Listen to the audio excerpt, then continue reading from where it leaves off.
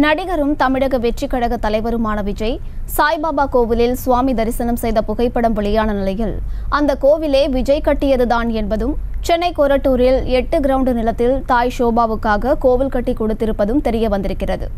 இதுகுறித்தான மேலும் விவரங்களை கொடுப்பதற்காக செய்தியாளர் சிவபிரகாஷ் இணைப்பில் இருக்கிறார். பேசலாம். சிவபிரகாஷ், முழு விவரங்கள். வணக்கம் அம்ருத். நேற்று நடிகர் விஜய் சாய்பாபா கோவிலில் தரிசனம் செய்த ஒரு போட்டோவானது வெளியாகி இருந்தது. அந்த போட்டோ வெளியானதிலிருந்தே யார் இந்த நடிகர் விஜய் என்ன இந்த கோயிலுக்கு எப்போது சென்றார் என்பது கேள்விக்குறியாகவே இருந்து வந்தது.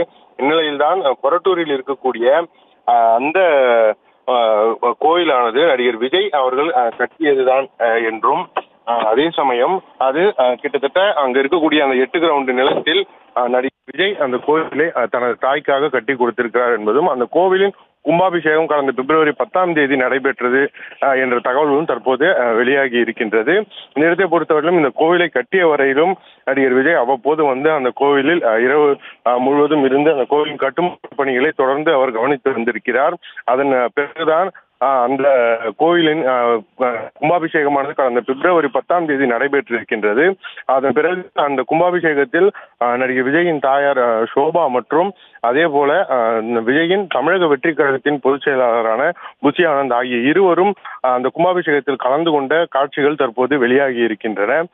எனவே தனது நிலத்தில் நடிகர் விஜய் கட்டிய கோவில் தான் அது என்று தற்போது தகவல்கள் வெளியாகி இருக்கின்றன. விவரங்களை வழங்கியமைக்கு நன்றி சிவபிரகாஷ். செய்திகளை உடனுக்குடனும் துல்லியமாகவும் தெரிந்து கொள்ள சப்ஸ்கிரைப் பண்ணுங்க.